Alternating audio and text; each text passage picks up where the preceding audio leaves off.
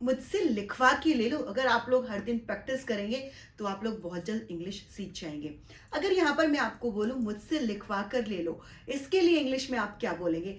तो शायद आप कुछ ऐसा फ्रेम करेंगे इसको इंग्लिश में, get it written by me, या फिर I can write it on a page. Let me tell you here, इसको हम बहुत सुंदर और खूबसूरत तरीके से अगर बोलना चाहते हैं तो इसके लिए हमें कंप्लीट एक फ्रेज बोलना होगा, मुझसे लिखवा कर ले लो। या फिर जैसे कि हम बोलते हैं, अरे भाई बहुत किस्मत वाले हो तुम, या फिर चिंता मत करो मैं हूं ना। इस तरह के सारे फ्रेजेस जो हमारे स्पोकन को बहुत खूबसूरत बनाते हैं। अगर आप सीखना चाहते हैं तो कहीं मत जाइए, आज का ये वीडियो पूरी तरह से आपके लिए होने वाला है। Hey, this is Priyanka and you are watching my English channel. So without further ado, let's begin. देखिए हमारा फर्स्ट फ्रेज है take my word for it. जब भी आप किसी बात को लेकर, किसी चीज को लेकर बहुत श्योर होते हैं तो ऐसे में आप कहते हैं ना कि भाई मुझसे लिखवा कर ले लो, उसके लिए आप बोलेंगे take my word for it. अब सेकंड देख लेते हैं, you look bothered. You look bothered जब सामने वाला आपको बहुत ज्यादा परेशान दिखाई दे, दुखी दिखाई दे, तो ऐसे में आप कहते हैं ना भाई कि तुम परेशान दिखाई दे रहे हो, इसके लिए आप बोलेंगे you look bothered. I am just a call away.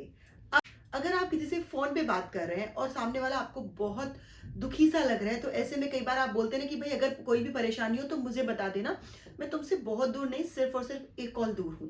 तो एक कॉल दूर हूं, इसके लिए आप बोलेंगे आई am just a call away, you can share it with मी। अब सामने वाला आपको बातों बातों में लग रहा है कि दुखी है, बट रीजन आपको नहीं पता, वो नहीं बता रहा है, तो आप कई बार उसको कन्विंस करते हैं और ऐसा कुछ बोल देते हैं कि भाई तुम मुझे बता सकते हो, तो इसके लिए आप बोलेंगे you can share it with me. Is there anything I can do. अब जब किसी ने आपको अपनी कोई परेशानी बता दी, कोई प्रॉब्लम बता दी, या आपको लग गया कि सामने वाला बहुत परेशानी में है, तो कई बार आप कहते हैं ना कि भाई क्या मैं तुम्हारी इसमें कोई मदद कर सकता हूं, तो इसके लिए आप बोलेंगे इंग्लिश में is there anything I can do for you. का यूज आप कर भी सकते हैं और इसको आप छोड़ भी सकते हैं, ठीक है। नेक्स्ट देख लेते हैं, you will come through this. अब कोई कितनी भी परेशानी में हो, एक लाइन जो अक्सर हम लोग यूज करते हैं वो ये होता है कि भाई तुम इस परेशानी से जल्दी बाहर निकल जाओगे, बाहर आ जाओगे, तो इसके लिए आप इंग्लिश में बोलेंगे you will come through this, don't worry I am there. अब जब सामने वाला कहीं बहुत परेशान आपको दिख रहा है, आप उसको सांत्वना देना चाहते हैं, तो ऐसे में अक्सर आप बोलते हैं ना कि भाई चिंता मत करो मैं हूं ना। अब इसके लिए आप बोलेंगे don't worry I am there, it will pass with time. अब कोई भी अच्छा टाइम होता है वो भी नहीं रुकता, अगर किसी का हार्ड टाइम आया तो वो भी नहीं रुकता, वो भी चला जाता है, तो इसमें ऐसे में आप बोलते हैं ना कि भाई ये वक्त के साथ गुजर जाएगा, ये हमेशा नहीं रहने वाला है, इसके लिए आप इंग्लिश में बोलेंगे it will pass with time. अब अगर आप सामने वाले को बहुत ज्यादा सपोर्ट करना चाहते हैं या उसके दुख को बांट देना चाहते हैं, तो ऐसे में आप सामने वाले से कहते हैं ना कि भाई मैं तुम्हारे साथ कंधे से कंधा मिलाकर खड़ा रहूंगा, या मैं तुम्हारे साथ खड़ी रहूंगी, इसके लिए आप इंग्लिश में बोलेंगे I will support you either way. मैं तुम्हें हर लिहाज से यानी कि हर तरीके से सपोर्ट करूंगी। अब देखिए नेक्स्ट, शो सम पिटी। कई बार जब सामने वाला किसी दूसरे के लिए बहुत ज्यादा कठोर हो जाता है, तो ऐसे में हम कहते हैं ना कि भाई इतने भी निर्दयी मत बनो, थोड़ी तो दया करो, तो इसके लिए हम कहते हैं इंग्लिश में शो सम पिटी, थोड़ी दया करो। He is a snob. ऐसे बहुत लोग होते हैं हमारे सोसाइटी में या फिर हमारे आसपास जिन्हें बड़ा घमंड होता है। कुछ लोगों को बहुत पैसे का घमंड होता है, कुछ को बहुत अपने रंग रूप का घमंड होता है, कुछ को अपनी बहुत एजुकेशन का घमंड होता है। तो जो घमंडी होता है उसके लिए हम कहते हैं he is a snob. Snob का मतलब होता है घमंडी। Don't hesitate.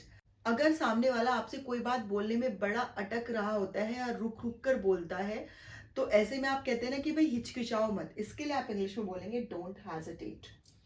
डोंट फील शाई। कभी कभी कोई इंसान का नेचर होता है बहुत ज्यादा शर्माने का, वो बहुत ज्यादा बोलते हुए भी शर्माता है, खाते हुए भी शर्माता है, तो ऐसे में जब हम हिंदी में कहते हैं कि भाई शर्माओ मत, इसको हम इंग्लिश में बोलेंगे डोंट फील शाई।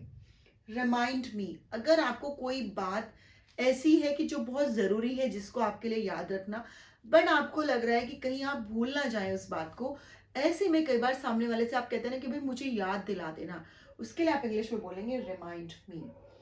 Do the impossible. क्या होता है कई बार कि कोई काम या कोई टास्क बहुत इम्पॉसिबल लगता है, बिल्कुल ऐसा लगता है कि ये करना असंभव है, तो ऐसे में आप कहते हैं ना कि भाई असंभव को संभव कर दिखाओ, तो उसको कहते हैं डू द इम्पॉसिबल। मतलब वो चीज जो कि इम्पॉसिबल है, जो असंभव है, उसको कर दो। डू मतलब कर दो, असंभव को संभव कर दिखाओ, इसके लिए बोलेंगे do the impossible. You have it in you. देखिए, कई बार क्या होता है कि सामने वाले को हम मोटिवेट करना चाहते हैं किसी भी काम को करने के लिए, किसी भी एग्जाम को पास करने के लिए, या फिर बहुत कुछ ऐसी चीजें हो सकती हैं जिनके लिए हम किसी को मोटिवेट करते हैं।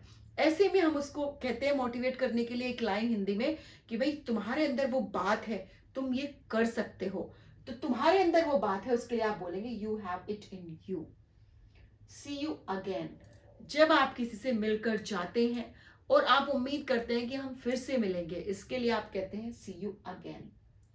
Lucky you. कई बार सामने वाला आपको लगता है कि भाई बड़ा किस्मत वाला है, बहुत अच्छा घर बार किसी लड़की को मिल जाए, बहुत अच्छा जॉब किसी को मिल जाए, तो ऐसे में कहते हैं कि भाई तुम तो बड़े किस्मत वाले हो। तो ऐसे में आप इंग्लिश में बोलेंगे लकी यू। या फिर आप ऐसे बोल सकते हैं, किसी को अच्छी जॉब मिल जाए तो आप कह सकते हैं दैट्स ग्रेट लकी यू। बहुत अच्छी बात है, तुम तो भाई बड़े किस्मत वाले हो। Don't take it to heart.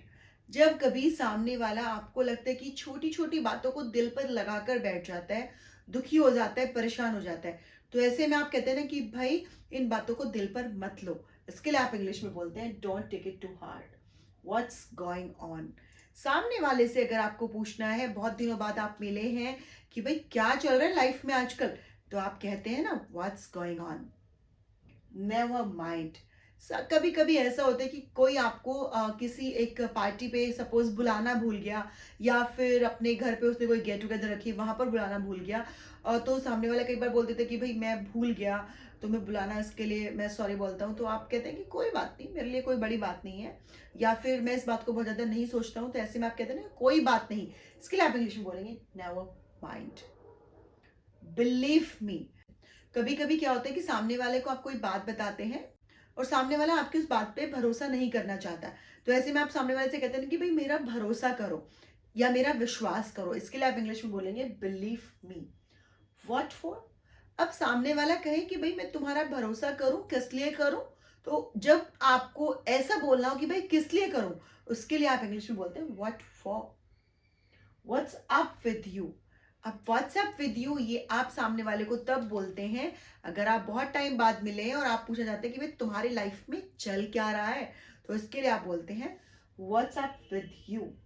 देखिए, व्हाट्स गोइंग ऑन क्या चल रहा है, और what's up with you almost same है इन दोनों का मीनिंग, ठीक है। You have got to be kidding me. इसका मतलब क्या है, कभी कभी सामने वाला आपको कोई ऐसी बात बोल देता है जिस पर आप विश्वास नहीं करते हो, या फिर जो आपको बड़ा मजाकिया सी बात लगती है, तो ऐसे में आप हिंदी में बोलते हैं ना कि तुम मेरे साथ मजाक कर रहे हो ना, तो उसके लिए आप इंग्लिश में बोलेंगे you have got to be kidding me. Guys, यहाँ पर आज की इस वीडियो में हमने 25 डेली यूज के इंग्लिश फ्रेजेस को सीखा। आई होप आपको ये वीडियो यूजफुल लगा होगा। अगर आप इस तरह की और वीडियोस चाहते हैं तो आप मुझे कमेंट बॉक्स में कमेंट करके जरूर से बताइएगा। नेक्स्ट वीडियो आप किस टॉपिक पर चाहते हैं, ग्रामर का कोई टॉपिक चाहते हैं, या फिर फ्रेजेस पर चाहते हैं, या फिर डेली यूज के सेंटेंसेस पर चाहते हैं, जो भी आप चाहते हैं वो आप कमेंट बॉक्स में कमेंट करके जरूर से बताइएगा। आई होप वीडियो आपको पसंद आया होगा। वीडियो अगर आपको पसंद आया तो गाइस ज्यादा से ज्यादा शेयर करना है, लाइक करना है, चैनल को सब्सक्राइब करना है। मिलती हूँ आपसे कोई यूजफुल वीडियो में। टिल देन, जय हिंद, जय भारत।